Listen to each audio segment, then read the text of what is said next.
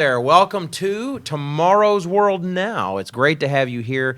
Good to be back on the air again. And I have with me such a distinguished panel I'm grateful to have. To my far left is Mr. Ken Frank. Ken Frank, who does so much work with our Living University and is himself a minister. Please greet him. I'm sure you're applauding there at home. We can't hear you. Between the two of us is Dr. Douglas Winnail, another good friend, also teaches at Living University and is actually the director of church administration for the Living Church of God. And for our topic today, the Bible, he literally wrote the book. Not actually the book, not the Bible. He didn't write the Bible, but he did write a booklet about the Bible. And then me. My name's Wallace Smith. I'm on the Tomorrow's World telecast. Some of you have seen me from there. Thank you very much for the shout out there on the book. And let's actually jump right into it. Our topic, I think is so important. I was just talking about that right before we started. Can we trust the Bible? If you go back far enough, even though I would not agree with all the doctrinal positions of all the founding fathers of the United States, the country that we're in, we know a lot of you out there. Before I go on, a lot of you watching us are from a variety of different countries. By all means, all of you, if you have a question on this topic about the Bible, about the things that we're going to say, if you hear us say something that you think, hey, could you follow up on this? Or you have a question about the Bible that maybe we haven't addressed, please add that to the comments. We're streaming this on Facebook. We're streaming it on YouTube. Please just type that in there. We have a great crew in there. I almost never say their names. Dylan, Chris, and Ryan. I got it now. We have a great crew in there that's going to be watching for, and someone else. I'm sorry, I didn't see that person. They're going to be looking for your questions, and they're going to try to pass them on to us. And we were talking before the program started how old my eyes are getting. I'm going to try to keep an eye out and see the ones that they pass on to us. So please ask us your questions. You can look on the screen right now and see what today's topics are. So by all means, throw us a question. Feel free to put us on the spot. But what I was saying before I distracted myself, if you go back at least in our nation's history, I'm an American, and I look at the history of my nation, you go back to the founding fathers, and while I wouldn't agree with all of their doctrinal positions, and I think we can all say they wouldn't agree with each other's doctrinal positions, they did take the Bible seriously. They did believe that it was a book from God, and even if they didn't perfectly understand it, even if they got a lot of things wrong, they still treated it credibly. There was this sense that you need to respect this book. And as a result, definitely there's some things that should have leaked out from the Bible into our culture, but some things did, and they form a foundation of so many things we experience in this country and many of your countries as well. But contrast that today. Is there anyone here who would raise their hands and say that this country really cares about the Bible anymore? No, not a lot. I think certain people do. Certain people? But diminishing. Diminishing, right. We're in a very different place than we used to be. Before we get to the main questions, I just want to ask, how do you think we got here? How do you think we went from there to where we are now? Any thoughts? You look back a couple hundred years with the Renaissance and with the discoveries in the 1850s with Darwin and some of these things, people began to criticize the Bible, but they've been criticizing it literally for centuries. But it became big time about that time. As a result today, I think partly because of critics of the Bible and partly because of apathy within our nation. They've seen studies today showing that many people just don't read the Bible. Even people that go to church don't read the Bible. Americans have been called a nation of biblical illiterates. Right. Biblical illiterates. High school kids and even college kids, they think Joan of Arc was Noah's daughter or Noah's wife because Noah had an ark. Well, they have the same last name, of course, right? And they believe that Sodom and Gomorrah were a husband and wife. They just don't know what's in the Bible. And as a result, people can make claims about the Bible that it's a bunch of stories and legends, but nobody can counter that because they don't take time to look into the evidence. That's interesting. I think you sent me an article, I'm not sure who, I can't remember, but it was something about, there's a study that found that children who have a habit of reading the Bible get through college, and more of them keep their faiths if they're into the Bible before they get to college. Yeah. Any thoughts, Mr. Frank? Yeah, in the first couple centuries of our country, the Bible was used as a basis of the McGuffey readers to teach children how to read. And some of those books are still available. Some homeschool parents still buy them and use them. But then Noah Webster compiled the first American dictionary of any consequence, and because of all the different American spellings versus British spellings. And when he gave illustrations of definitions of words, not only did he include famous pieces of English literature, but Bible verses. Right. And so 1828, and then revised again, the major one, Webster's Dictionary, 1913. The Unabridged Dictionary still had many, many Bible verses, and I still use that in preparing sermons. We don't use those any longer. Right. They were removed by later editions. You know, William McGuffey was born in 1800, died in 1873, something like that. Okay. He was a Presbyterian minister, but he graduated from Washington and Jefferson College, where I went to school. Really? Did you know him? He's that old, One of my sons would ask me the same question. But his purpose was to give students, and these were readers for primers for first grade through sixth grade. And his purpose was to give young children a foundation. So he used biblical names, biblical stories, biblical events. But all those things were removed from McGuffey readers about 40 years later. Right. And you take away the foundation, and people just are biblically illiterate then as a result. They're not being taught this in school. You know, I taught college for a number of years, and even teaching in state universities, you don't bring up the Bible. You don't tie it in. You're not supposed to do things like that. Right, and that's kind of the sense I have, and it makes our work as ministers trying to reach the world with a message. If you go back at least 20, 30 years, even if everyone disagreed about what the Bible says, and you're there to try to communicate, here's what it actually says, here's the truth, at least there was a certain Bible literacy where people were sort of familiar, and you could say, I know you heard this, but this is what it means instead. Instead, it's like, well, Adam and Eve? No, is that my neighbor? I'm not really, not really sure. But that said, let me use this to transition to our first topic for the day of the four topics we've tried to outline. We try to organize ourselves at least a little bit, even though it tends to get a bit rambling and sometimes these topics overlap. But the first topic we have concerns the historical evidence for the Bible's accuracy. Historical evidence for the Bible's accuracy.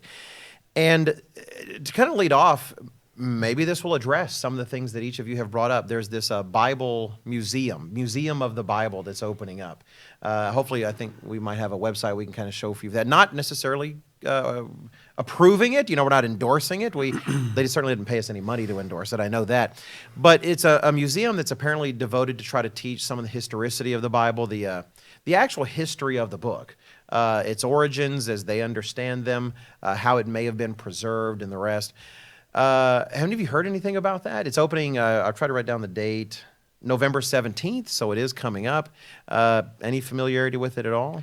As I understand it, the Hobby Lobby owner, I think his name is Mr. Green, put a lot of money into this museum to cover many of the topics we have on our list today. Oh, really? To give a foundation for the Bible, and it goes from exhibit to exhibit. But some of the early previewers criticize it for having much on the Bible, but not so much about Jesus.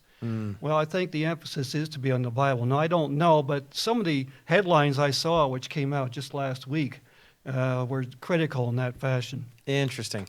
Because I find increasingly in our culture, almost before you can even talk much about Jesus, you almost have to talk a bit about the Bible. Not in all cases, but because the Bible is so discredited, that you almost have to try to understand, well, I'm not an insane person. I'm not off reading some sort of crazy book. I've seen a few things. I go to the National Religious Broadcasters Convention every year for meeting with others who are in the industry. We try to do the Tomorrow's World program, which many of you are familiar with. And they've had sort of preview sections trying to give some of the exhibits. It looks potentially fascinating because I would love to see the history of this, but yeah, who really knows? Are we so far gone, perhaps, that any kinds of evidence may not make a difference? Which does bring us to our question, is there any evidence? People will want to say that the Bible is just, might as well be talking about King Arthur and Robin Hood, or even worse, if some of those may exist, Bugs Bunny and Daffy Duck. It's a bunch of made-up stories by a bunch of shepherds in the desert that didn't know what they were talking about. Okay, let me be honest. I'm not trying to pretend I don't believe that's not true, but can you guys help me out? Is there any evidence that it is? Can you give me historical reasons why in the world I would treat the Bible credibly?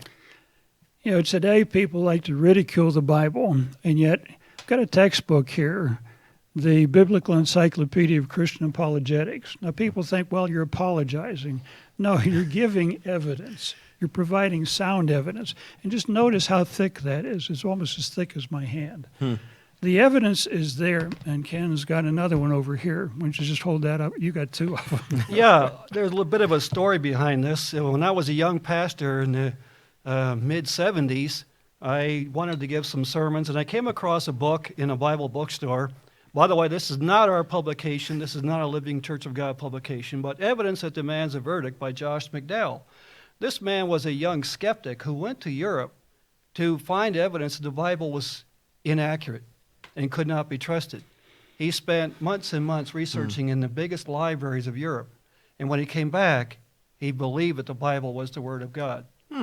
Now, that has been edited. Dr. Winnail has a later edition.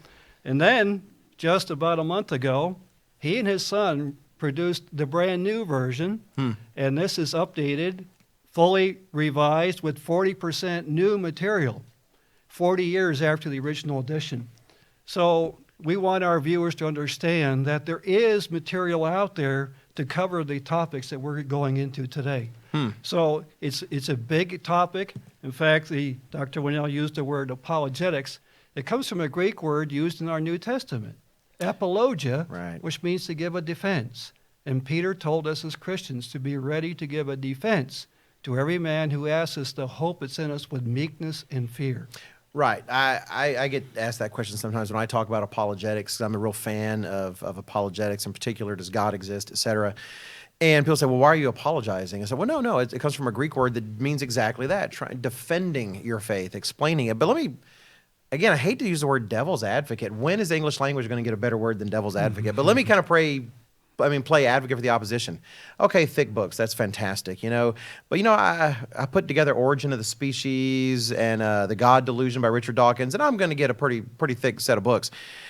Give me some details. What do these guys say in here? What are some examples that you are aware of that actually demonstrate the credibility of the Bible? Some kind of sense that it's historically credible. There is external evidence that you find outside the Bible, from history, from archaeology, even from geography. And then there's internal evidence that Mr. Frank will probably address, talking about what the Bible actually says about itself.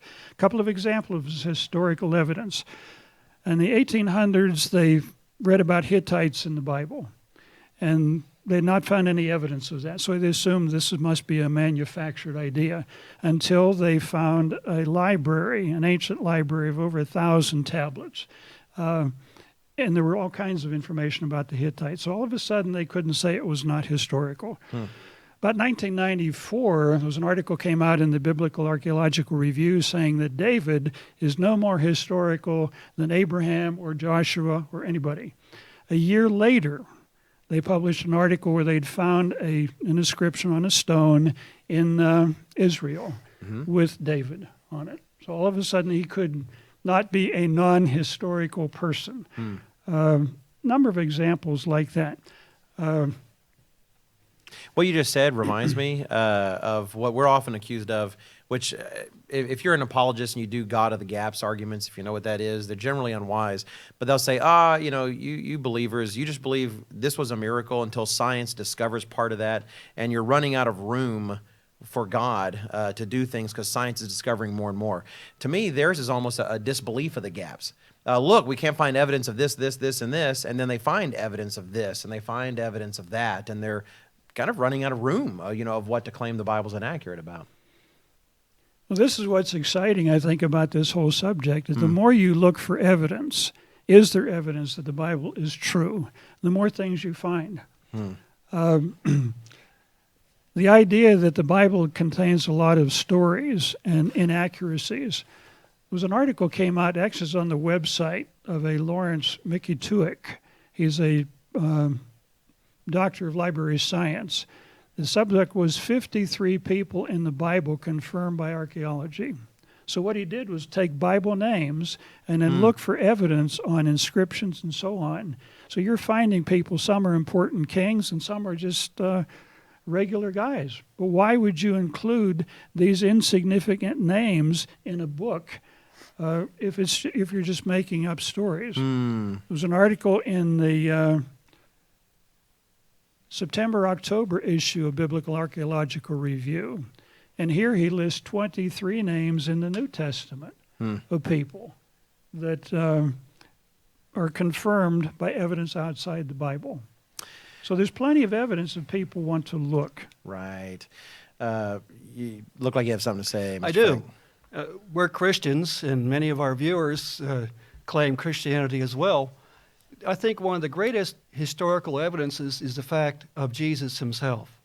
That the Hebrew Bible, that we commonly call the Old Testament, gives 200 to 300 details about the coming Messiah that were fulfilled in the lifetime of Jesus. Many of them all in one day during his death.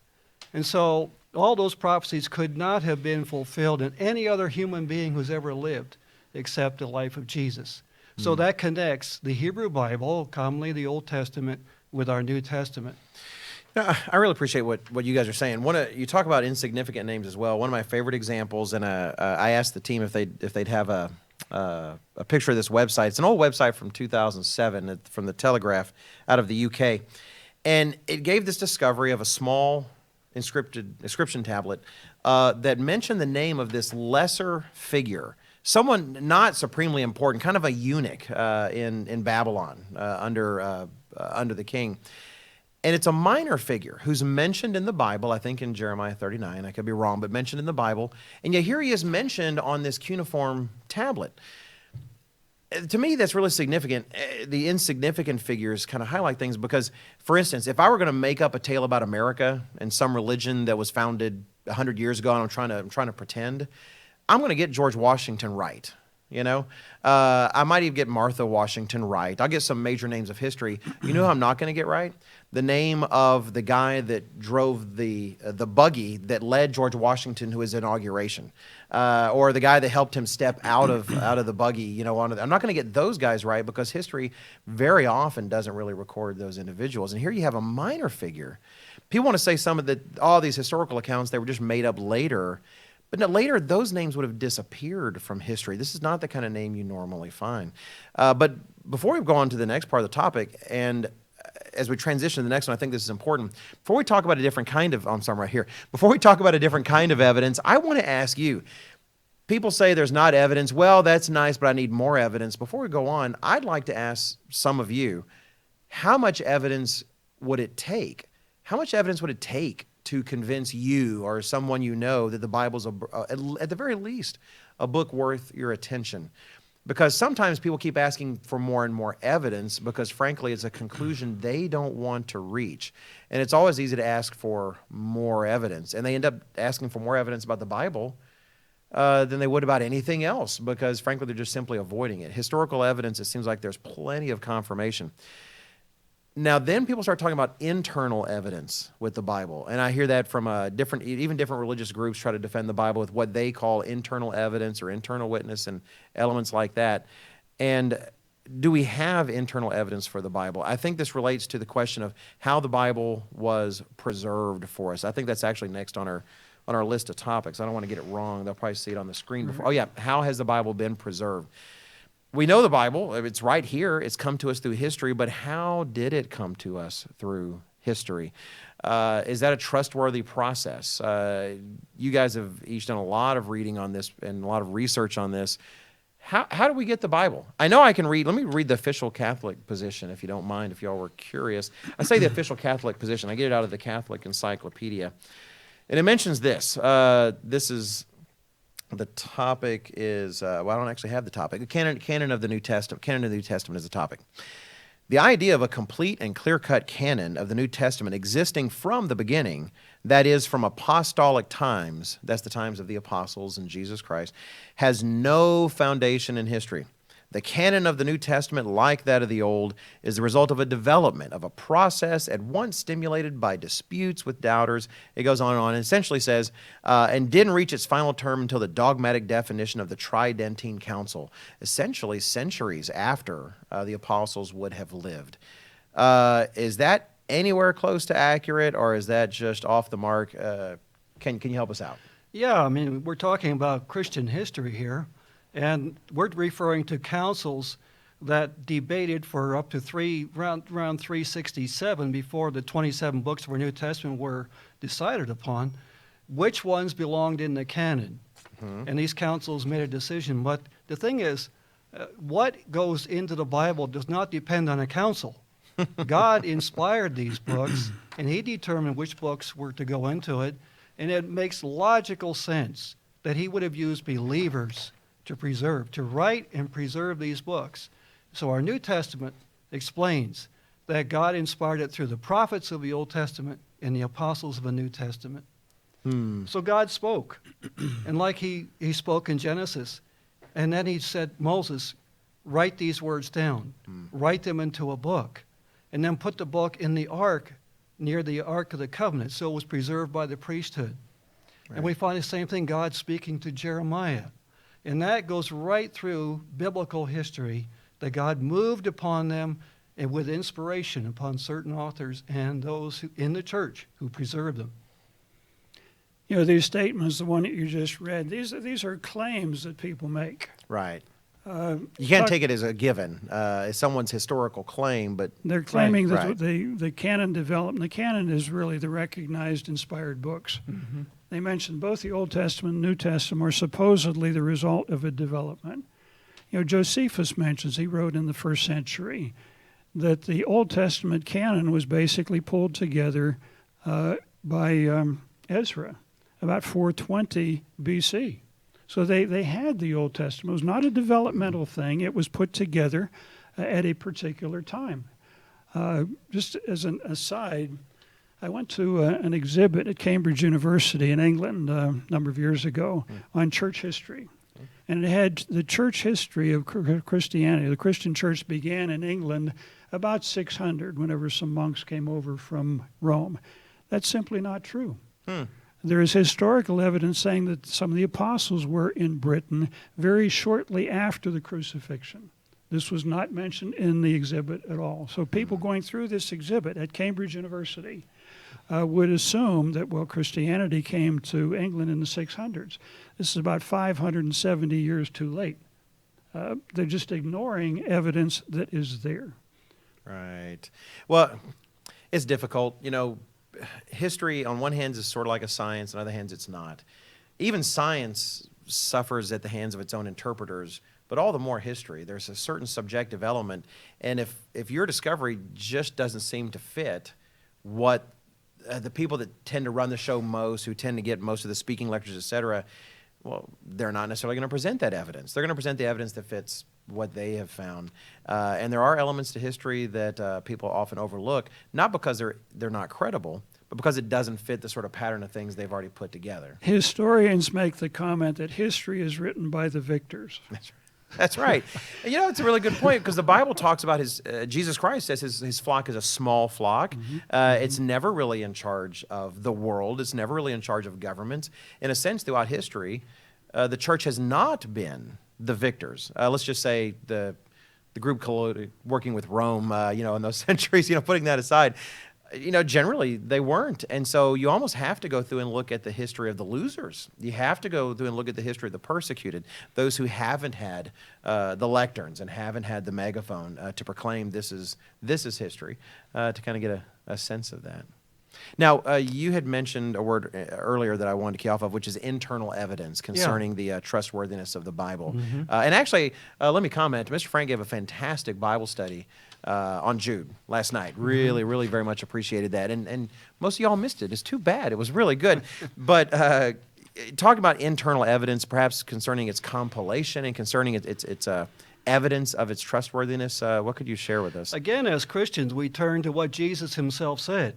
He said, "Heaven and earth shall pass away, but my word shall not pass away." So we have Jesus' own statement that his words would be preserved. Then we have in the book of Luke 24, Jesus talks about the Hebrew Bible and its tripartite division, the law, the prophets, and the writings.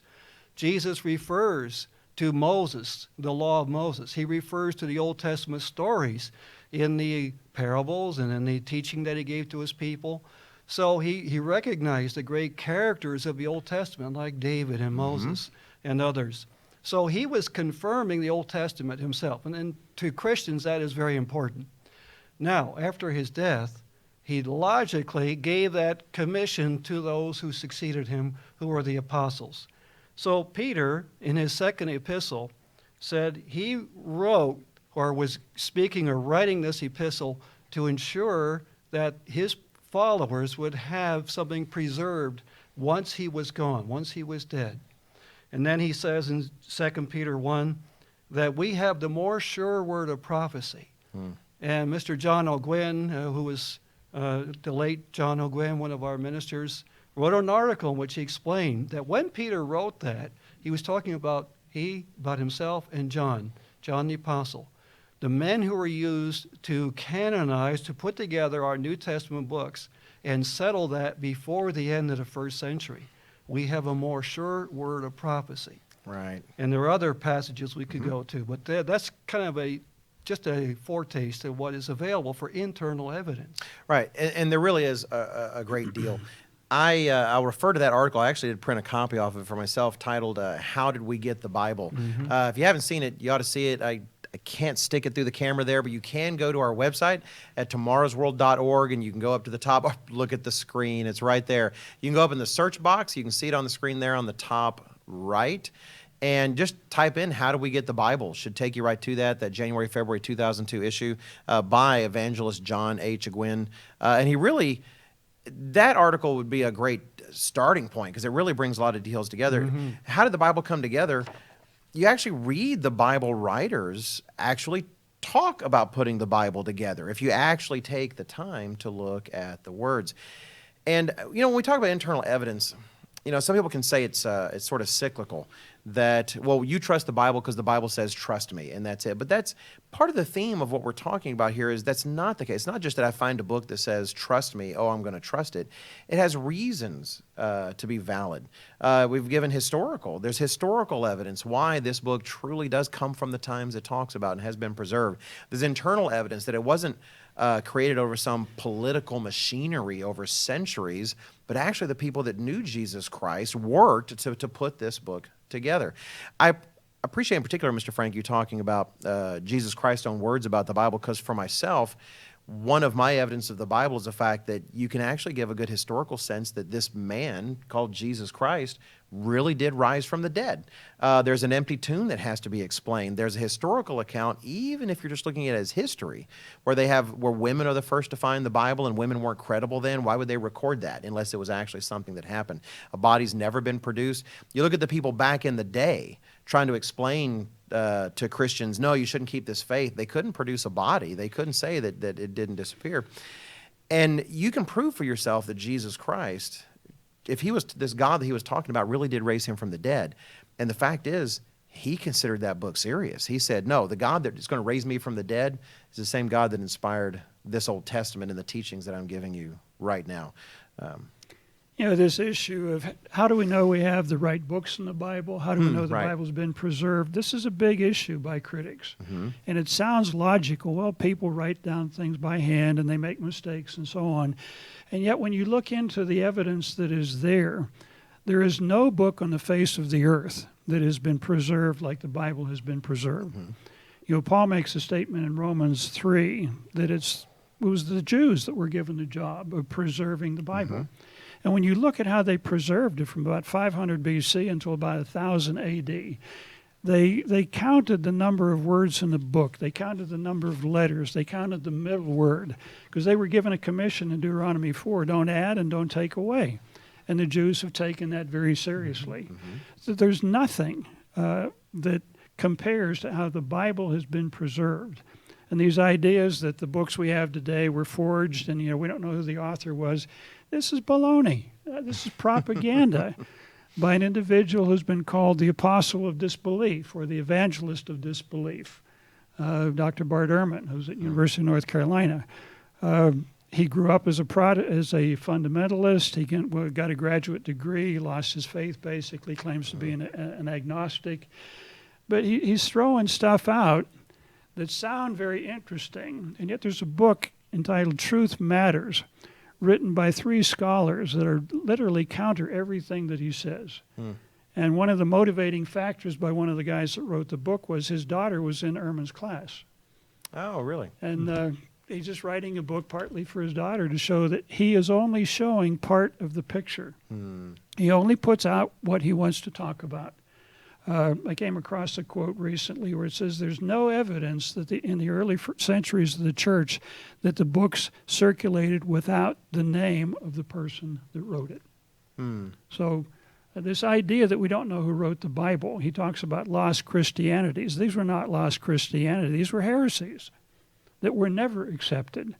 So people don't need to be afraid to look into some of the books that we've got here, that the Bible can be proven to be inspired. It's proven to be preserved very accurately. There's nothing to be ashamed of. The tragedy is people don't read and they don't look into these things. Right. They're willing to accept whatever they hear. The book, the Da Vinci Code. One of the authors, one of the characters claims, well, honey, the book, the Bible was only written by men. I had a professor in medical school tell me the same thing. I was telling him I got to start keeping the Sabbath because it's in the Bible. He said, son, the Bible was only written by men. And he was a very intelligent person. But I don't know that he had ever looked into proving the Bible. Well, some of what you're saying actually might relate to this comment that's been passed on to me from our awesome crew in the room over there from YouTube. Someone writes, to say that the New Testament canon was inspired by God is taking a lot on faith and isn't hard evidence. And when he or she, I don't know who it is, happens to say faith, I'm assuming they mean sort of blind faith, as in you're just sort of, there's not really any evidence that this is the case. You're just taking a lot on faith. I know it sparks in me some thoughts. What would be your comments to someone who says that? To say the New Testament canon was inspired by God, really, that's taking a lot on faith. Josh McDowell explains that the purpose for apologetics is to give a basis for faith. Okay. There's no doubt that as Christians we do trust the Bible as the inspired Word of God. What we're presenting here are internal and external evidences to support, to give us a basis for having that faith in Jesus Christ and the early church. So that's an important distinction. But when we deal with evidence, one of the biggest problems is a heart problem. It's not the mind. We can give you lots of material to satisfy the mind, but unless the heart is changed and brought within accord with God, the person will just outright dismiss it. Right. Yeah. Right. Any thoughts, Dr. Winnail? Yeah, the Bible also makes some very clear statements. Jesus just didn't say, just believe, just trust me, give me your heart. The Apostle Paul makes a statement in 1 Thessalonians 5:21, and I'd never read that scripture or heard that scripture talked about when I was growing up in a Protestant church. He says, prove all things, examine all things, and hold on to those things that are right and true. He didn't just say believe. He didn't just say, trust in something. He said prove it, nail it down. And when you take the time to prove these things, I did this in graduate school when I was learning to do, starting to study the Bible seriously. I was surprised at how much you could find that actually proved that the Bible was the inspired Word of God. You can't predict the future. Human beings can't do that, but the Bible does, and that'll lead to another topic. Right. But the evidence is there, as Mr. Franks mentioned. The problem is not up here, it's down here. If God exists, and if the Bible is true, then the Bible tells us that certain things are wrong and other things are right. And nobody likes to be wrong. And nobody wants to give up drinking, sex, whatever else.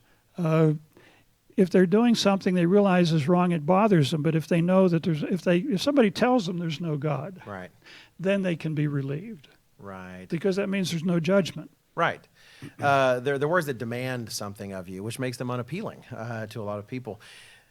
Part of what I understand concerning the New Testament, because the commenter specifically focused on the New Testament, is it's sort of like finding the church. Jesus Christ promised us that the church would not succumb to the grave. It would always exist on the earth.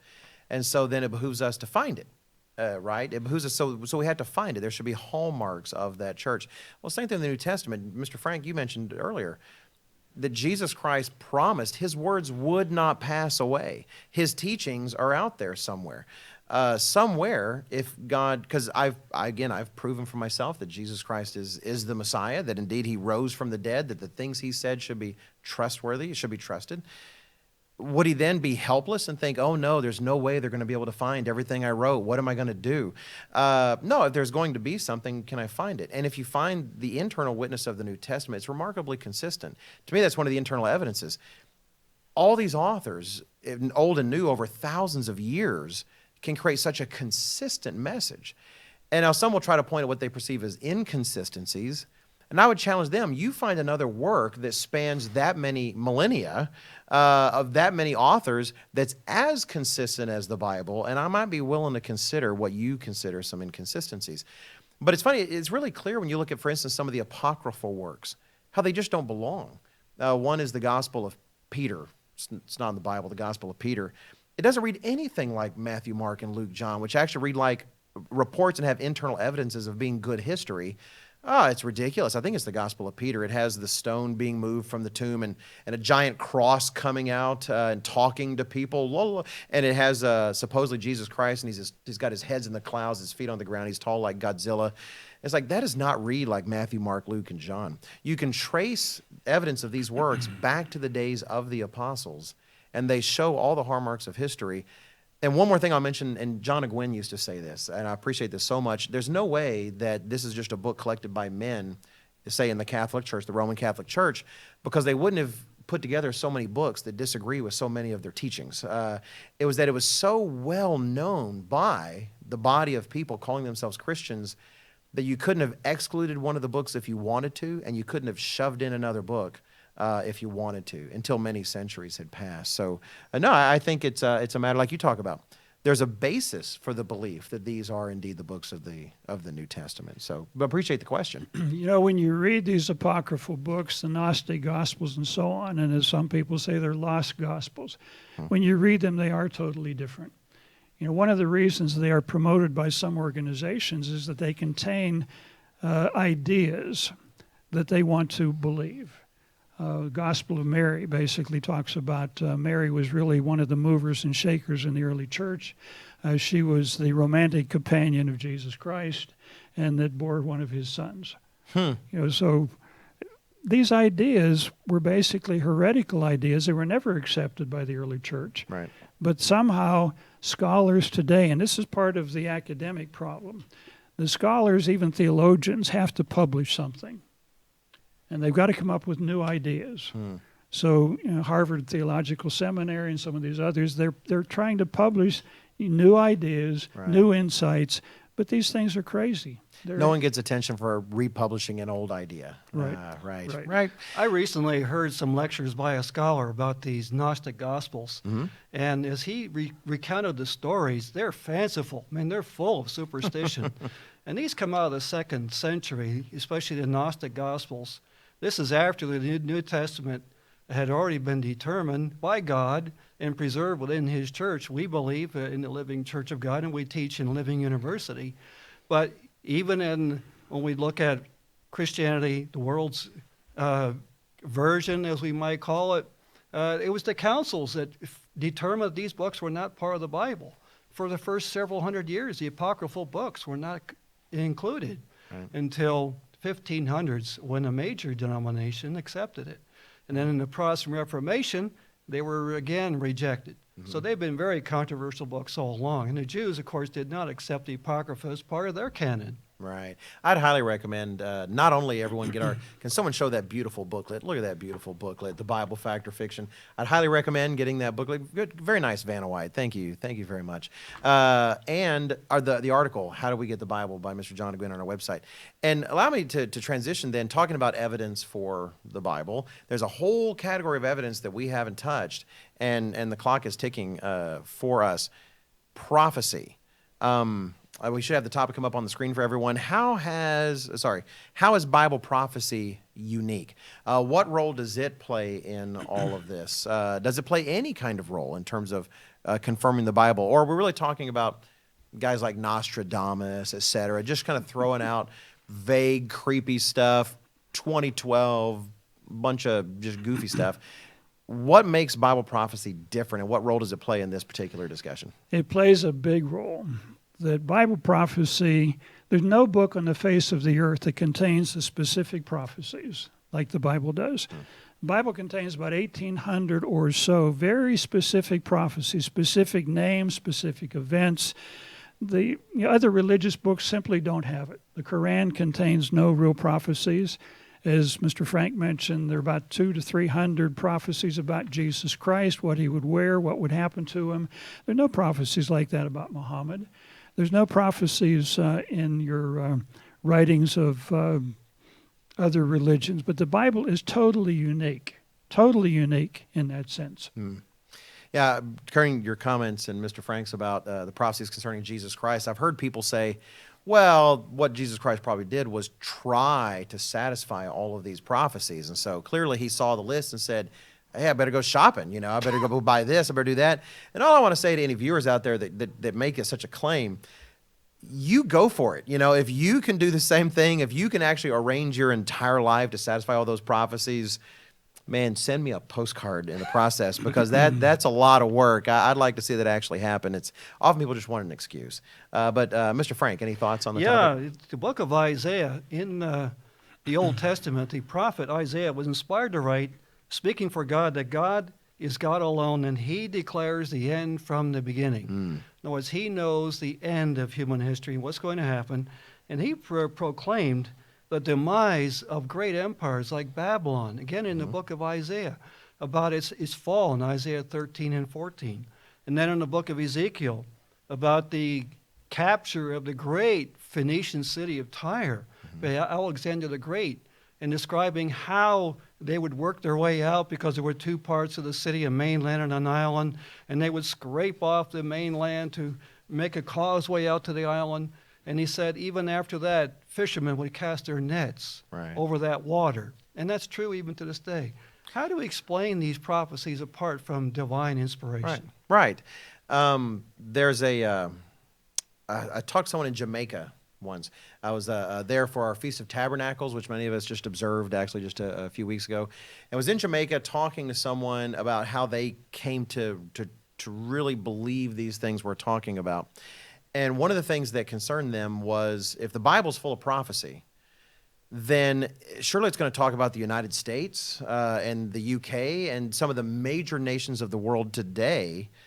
And if it's not, if it doesn't talk about those things, then how can I trust the Bible? How can I actually believe if it's prophesying about the future and it's not talking about the major players today? And it wasn't until he actually encountered the things that we explain about prophecy that he realized the Bible does talk about those things, and it was absolutely confirming for him. And I'd like to recommend to any of our viewers who haven't seen this booklet, The United States and Great Britain in Prophecy. We're showing it our webpage to you right now. Believe it or not, the United States and Great Britain are in the Bible. A lot of folks would disagree with that. Honestly, you know what? Tell you what, I'm going to tell you they're wrong. But let me challenge you to look it up. It's free. We don't charge for anything. It's all free, believe it or not. Check it out. Put us to the test. But you see these things, it is confirming. It's amazing to see the Bible predict something in the future and then actually take a look at what's around you and actually see that it's right there. You know, I wouldn't make any apologies. Those people that criticize that idea are simply wrong. But one of the things people don't understand today is many of the prophecies are dual. And scholars understand this. There was a fulfillment in the ancient world, but there's going to be an ultimate fulfillment of these prophecies in the future. Right. Many of the prophecies involved the children of Israel, or the house of Israel. Israel had 12 tribes. The Jews were only one. The Jews are not the only Israelites. They are Israelites, but they're not the only ones. The duality of prophecy talks about when a nation turns away from God, and especially God's chosen people, the Israelites. When they turn away from God, there are going to be consequences. Right. And what we're seeing today, the decline of America, the decline of Britain, the morality problems we're having today, the rise of Europe, the rise of China, these things are all understandable through Bible prophecy. But most people don't preach about Bible prophecy. Right. I remember hearing a a Protestant minister basically say, I don't preach much about prophecy because I don't understand it. Especially the book of Revelation, and they will stay away from it. Right. But as our viewers and readers know, we produce a number of booklets on Revelation. What many don't realize is that a very large segment of Revelation is a reciting, or citing again rather, of Old Testament prophecies. And there's a major connection with another Old Testament book, and that's the book of Daniel. Right. And Daniel prophesied about 4 major Gentile kingdoms. That prophecy goes right into our own time in Revelation, and then fills in the details based on Daniel's prophecy. So we encourage you to get our literature on that. Right. You mentioned our viewers. I have a note here that we do have viewers from South Africa, from England, from Jamaica. I was talking about being in Jamaica recently. Hello there in Jamaica. And from Texas. I'm from Texas. I've learned to speak regular English as well, so hopefully all of my Texas friends can have been able to understand us. I appreciate you mentioning the book of Revelation, because when I was first beginning to really explore the Bible and come to understand these things, I was fascinated by Revelation, had my own theories trying to interpret it. Of course, I was 14 or so they weren't the best. And I asked my grandmother, and nothing against my grandmother. I love her very much. I miss her. I look forward to seeing her in the future when many people will come up. But I said, hey, Nina, what do you think about this and this, about Revelation? And that's what she said to me was, Wally, we just don't look at that book. We just don't read that. But it's part of the Bible. It's Revelation. God, Jesus Christ has given it to us. And seeing these prophecies come true, I know as a young man, it made an incredible difference for me. But you do have to understand them. You do have to have, God's help in that way, understanding them. But when you do, it really is everywhere. As we're starting to close things down, I want to ask both of you a personal question. I warned you ahead of time that I would do that. Is when it comes to taking the Bible seriously, and when perhaps it is that you decided that this book is, that I really do need to give it my attention, or when your relationship to the Bible changed, can you explain that? Where was that? When was that moment for you, and what was it about that? I could give 2 reasons. I was in graduate school when I learned about the Church of God and also began studying the Bible, learning about the identity of the Israelite nations. That was big for you. It was big because it began to explain why the world is the way it is and where things are going. That was really big. I was also a graduate student at a medical school at that time. I was into medical history of medicine. And I was reading in one of the books that King Asa, and this is described in 2 Chronicles chapter 16, that he was diseased in his feet, and it said he sought to the physicians. Mm-hmm. And the point was, even the ancient Israelites used physicians a lot. But when you actually read the verse, 2 Chronicles 16, verse 12, it said he sought to the physicians instead of the Lord, and he died. Mm-hmm. Which the medical historian was not quoting the verse properly. Mm. So when you read the verse, you begin to realize, no, wait a minute, what's going on here? And the more you study the history of medicine, especially with the Israelites, the Bible talks a lot about principles and prevention. It does not contain an extensive list of treatments and cures. You find that in almost all the other ancient civilizations, but it's absent in the Bible, which tells you the Bible's a very different book.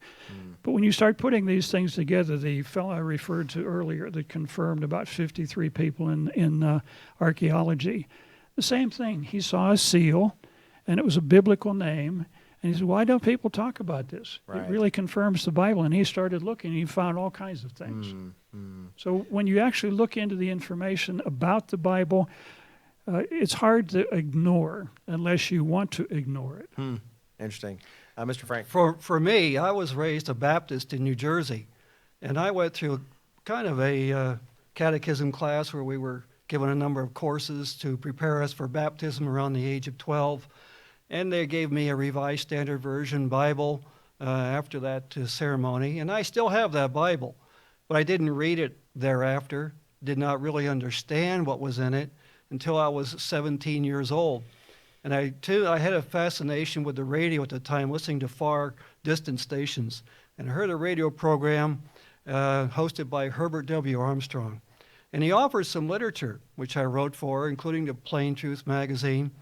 And I can remember taking the booklets, the first set of booklets that he sent me, about the United States and Britain and prophecy. He went down to the Jersey Shore, which we were living close to, and on the beach started reading this literature. Then I found out about a correspondence course. And when I started going through the correspondence course, which was 58 lessons, Bible lessons, it opened the Bible to me like I had never known it before. Wow. So Mr. Armstrong was the predecessor of our work today. So that's where it began for me. Well, interesting. Thank you. I appreciate that. Before I transition then to our last point that we have in the program today, we actually did have a question come in on Facebook that if I can ask, concentrated answer. If you guys could just kind of get it in there.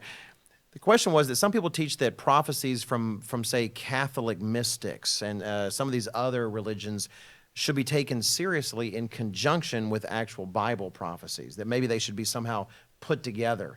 And the question is, it says specifically, what do you three gentlemen think? So what do you think, Dr. Winnail? Number one, in Isaiah 8:20, it says, if they speak not according to this word, there's no light in them. Right. So if their prophecies are contrary to anything we find in the Bible, I wouldn't even pay attention. Right. You know, what people need to realize, there is a source of darkness. There is a spiritual source that does provide information that's intriguing and it's exciting, but it's going to lead people off in the wrong direction. Right. All right, Mr. Frank. I was going to say the same thing, that there's another spirit out there that Right. Christians are warned against. And let's see if they come to pass. That's the most important thing, because the Bible said that the false prophets' prophecies do not come to pass. But to the law and to the testimony, that's where we look. And that's the basis of the Bible, what we call the Bible today. Right. I'd love to go into more detail with some particular scriptures, but my thought is right in line, of course, go figure, right in line with what you guys are saying. How many times does the Bible have to warn us against mixing the profane with the righteous? And I've seen people try to game it somehow, where they take the Catholic prophecies, private prophecies, or the prophecies of some other sort of heathen religion, and say, well, we know that these could have been demon-inspired, and if the devil inspired them, he's a liar and trying to distract people from the truth. So let's try to reverse engineer what the truth might be that these demons know that they were When does the Bible give us permission to try to figure out what demons know? I can't think of a single time.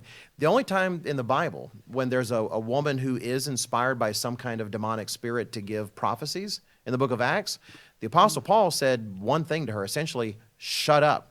He did, and the Spirit left her. That's our obligation, is not to dive into those things. The Bible, beginning to end, says do not, Baal and God don't go to the same table. Right. So absolutely abominable, and anyone who does that absolutely should be avoided.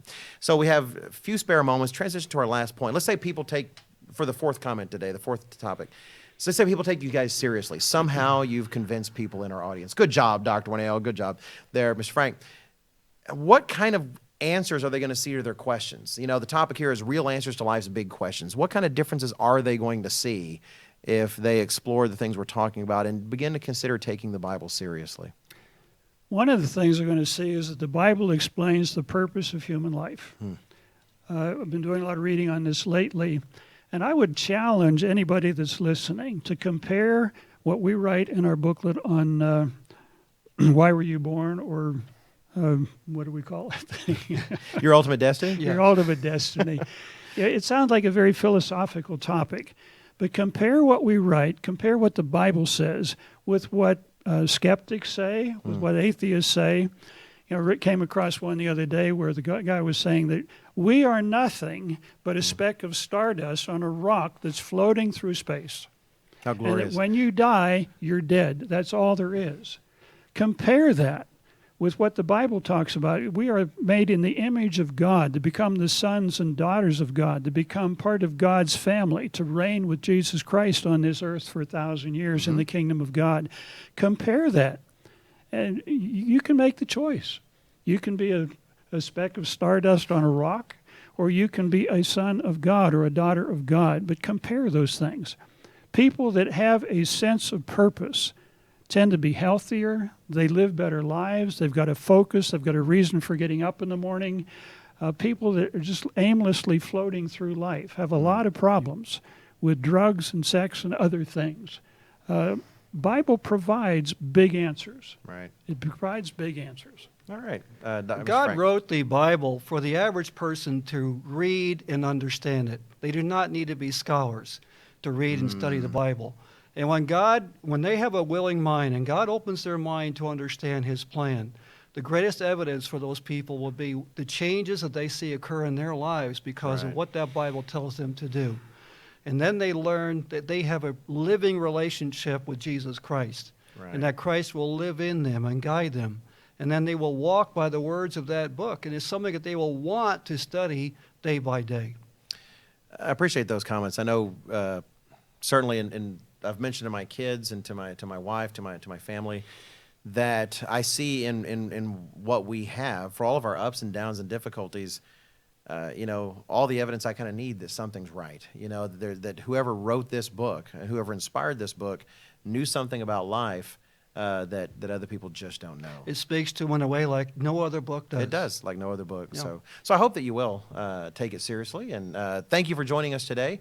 That is all the time we have, maybe even a little more than the time we have. My thanks again to the incredibly talented folks in the room right over there, the handsome fellas I have here. Come check us out again next Thursday, same time, same place. Thank you.